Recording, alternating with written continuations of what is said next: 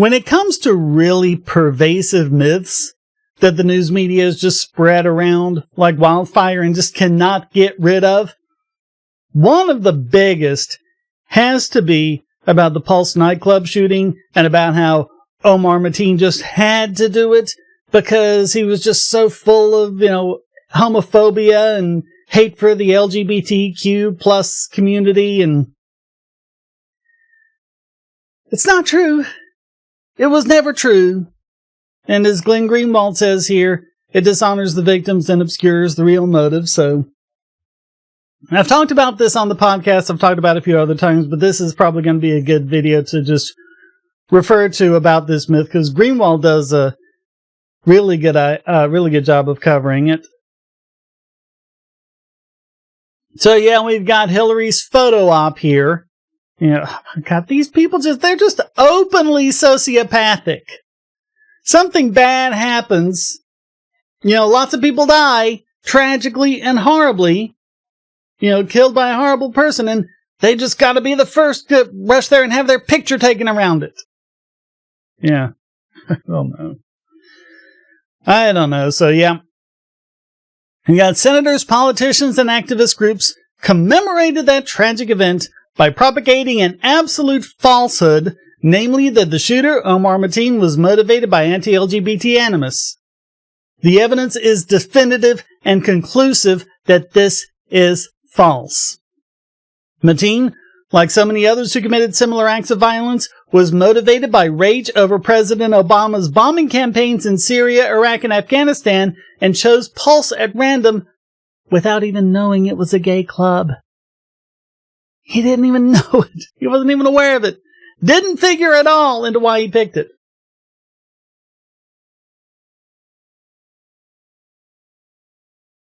Yet this media-consecrated lie continues to fester.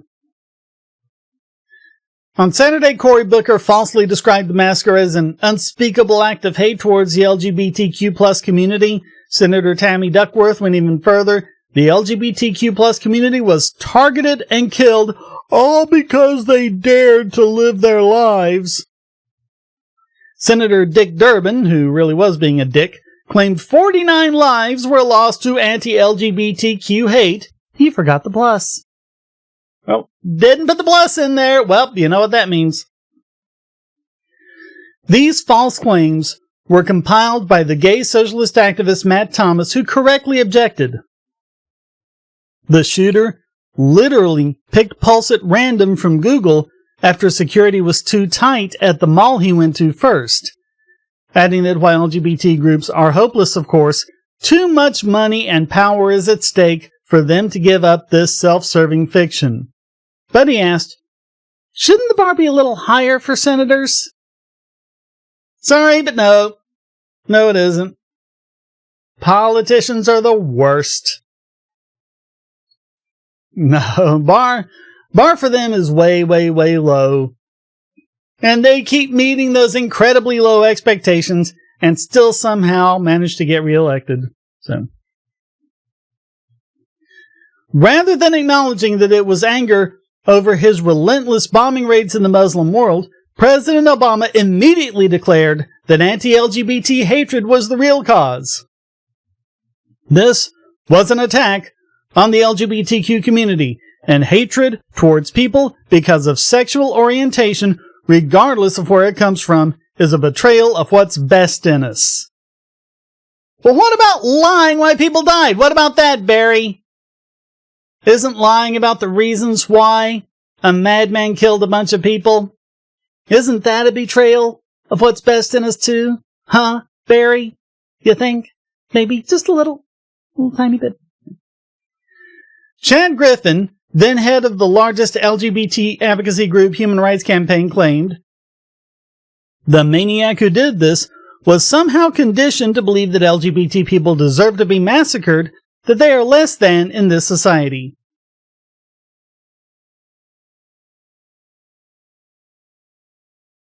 Then candidate Hillary Clinton, as part of her campaign, said the gunman attacked an LGBT nightclub during Pride Month.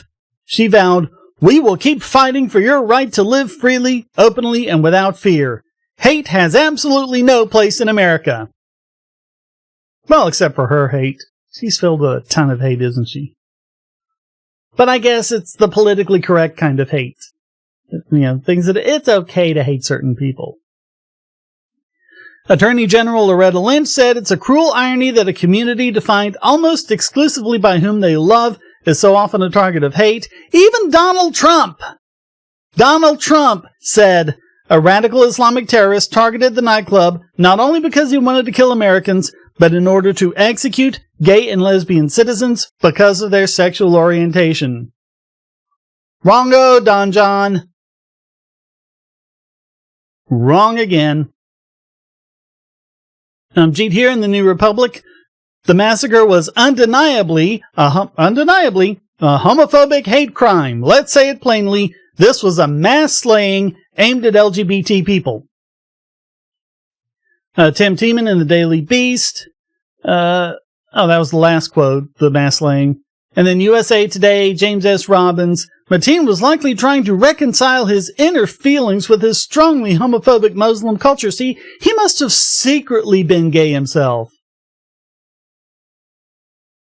One writer in USA Today, Steph Solis, even accused those of questioning this narrative of propagating bigotry and exhibiting cruel indifference to gay suffering.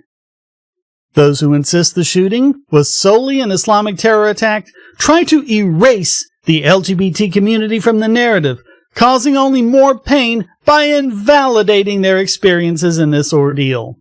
Yeah. They have to believe it. It's a religion, folks. This is a religion.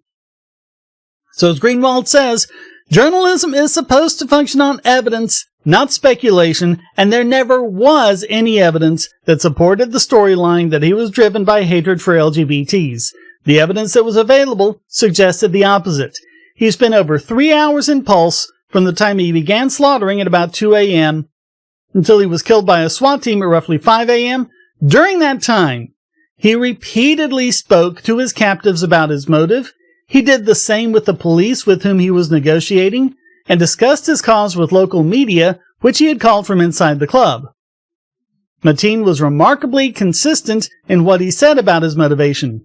Over and over, he emphasized that his attack at Pulse was in retaliation for U.S. bombing campaigns in Iraq, Syria, and Afghanistan. In his first call with 911 while inside Pulse, this is what he said. Because you have to tell America to stop bombing Syria and Iraq. They are killing a lot of innocent people. What am I to do here when my people are getting killed over there? You need to stop the U.S. airstrikes. They need to stop the U.S. airstrikes, okay? This went down. A lot of innocent women and children are getting killed in Syria and Iraq and Afghanistan, okay? The airstrikes need to stop, and stop collaborating with Russia, okay? In the 3 hours he spent surrounded by the gay people he was murdering, he never once uttered a homophobic syllable, instead always emphasizing his geopolitical motive. Not a single survivor reported him saying anything derogatory about LGBTs or even anything that suggested he knew he was in a gay club. All said he spoke extensively about his vengeance on behalf of ISIS against U.S. bombing of innocent Muslims. And he had written on Facebook before the attack, "You kill innocent women and children by doing U.S. airstrikes. Now taste the Islamic State vengeance."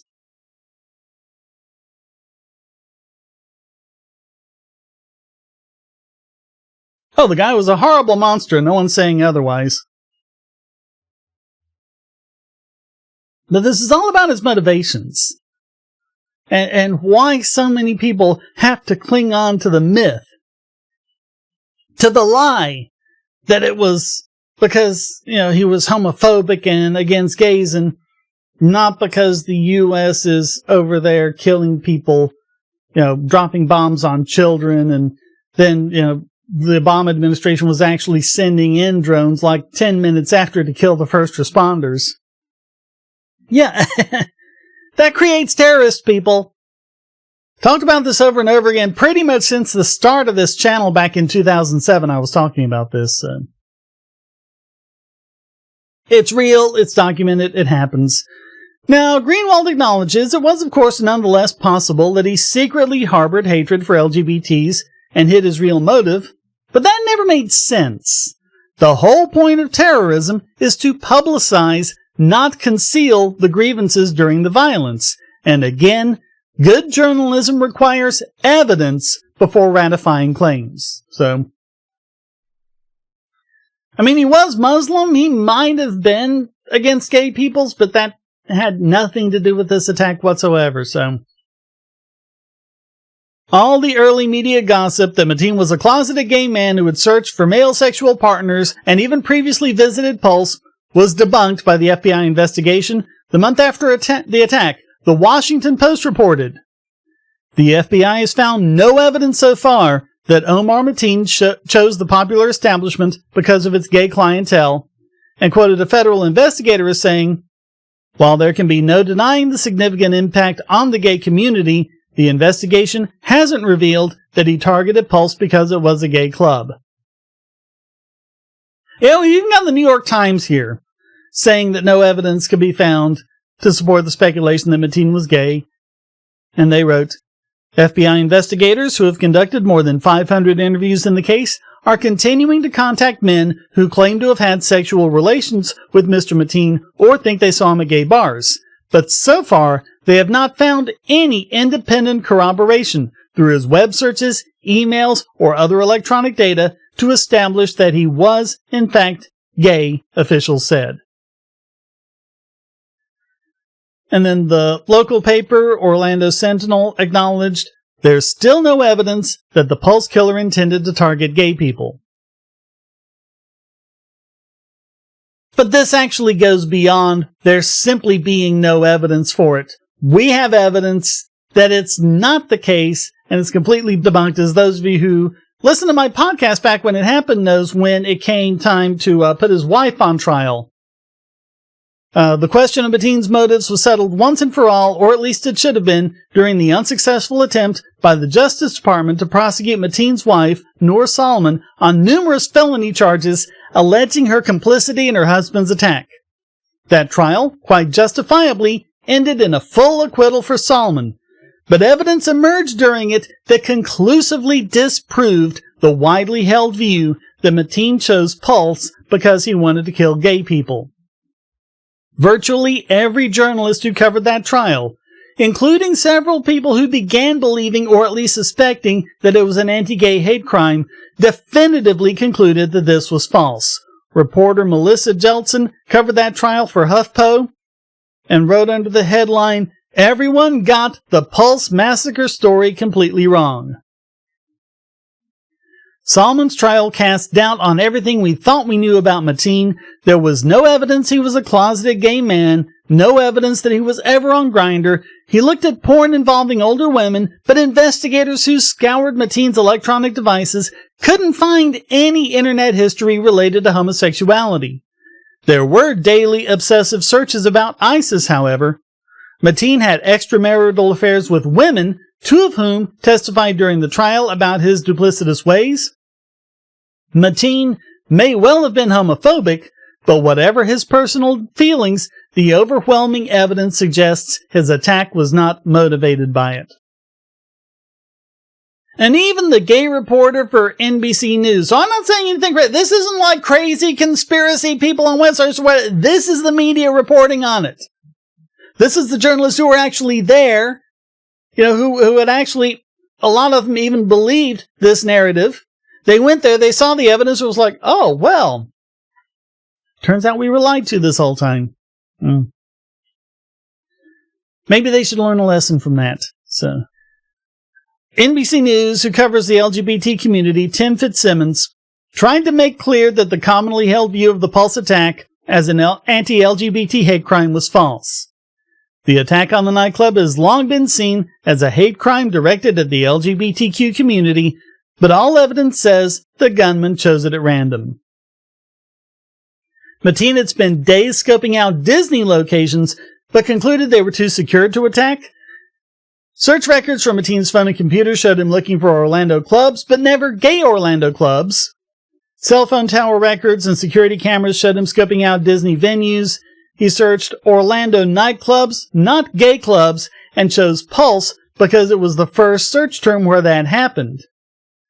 Witnesses said that when he entered, he asked security guards, "Where are the women?" As Jeltsin wrote, as far as investigators could tell, Mateen had never been to Pulse before, whether as a patron or to case the nightclub. None of Mateen's phones or computers had any evidence he sought sex with men, but contained ample evidence of his affairs with numerous women. Yeah, the guy was a real winner. But he wasn't a closeted homosexual, and he didn't do this because he hated gay people, so. This enduring falsehood, which continues to deceive many well-meaning people through this very day, long past the point that it has been definitively debunked, is damaging for so many reasons. Lying about what happened dishonors Mateen's victims. It harms the cause of LGBT equality, which does not need lies and fabrications to be a just movement. It obscures how often U.S. violence in the Muslim world causes blowback, to use the CIA's term, and we've talked about that plenty of times, by motivating others to bring violence to the U.S. as retaliation and deterrence for violence against innocent Muslims. And a major reason for the completely unjust prosecution of Noor Solomon was to appease understandable demands within the Orlando LGBT community for someone to be punished. But mob justice rarely produces anything benevolent.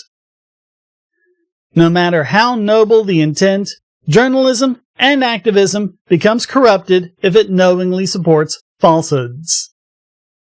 That the Pulse massacre was an act of anti-LGBT hatred is a fiction. Unless you're a neocon, there is no such thing as a noble lie. It is way past time for politicians and activist groups to stop disseminating this one. Yeah, and this is sadly typical of what we see every time there's some kind of narrative like this. You know, look at what they're doing with Kyle Rittenhouse. They just have to present him as a white supremacist when he isn't one, and that, you know, he was making the okay sign with, you know, these other guys at the bar because they were clearly white supremacists. There's no evidence of that whatsoever. None whatsoever. You know, you have the McCloskeys. I mean, quintessential self-defense right there. There was a mob coming onto their property. They just had their guns out saying, "Stay away." And then the mob moved on and nothing happened. But we gotta make an example of them. Yeah. And the news media is complicit in it all. And even when the government says, look, we investigated this. We know why he did it. He did it because of blowback for our foreign policy. And he did not do it out of LGBT hatred. They just can't let go of it. They can't let go. Let's always keep that in mind whenever you hear a news story that tries to get you riled up. So, thank you very much. Comments for the common God, shares for the share throne, like, share, subscribe, and go to donate.bogosity.tv for all sorts of ways. If you actually subscribe to Patreon or Subscribestar, you get to see videos like this unedited with me trying to do all my little preparations, get my energy up, things like that. So if you want to see how embarrassing that is for me, you can come in and subscribe and get basically everything else early and ad-free. Get the podcast early, get the Lord Killing videos early, things like that. Thank you so very much. Until next time, stay strong and be free.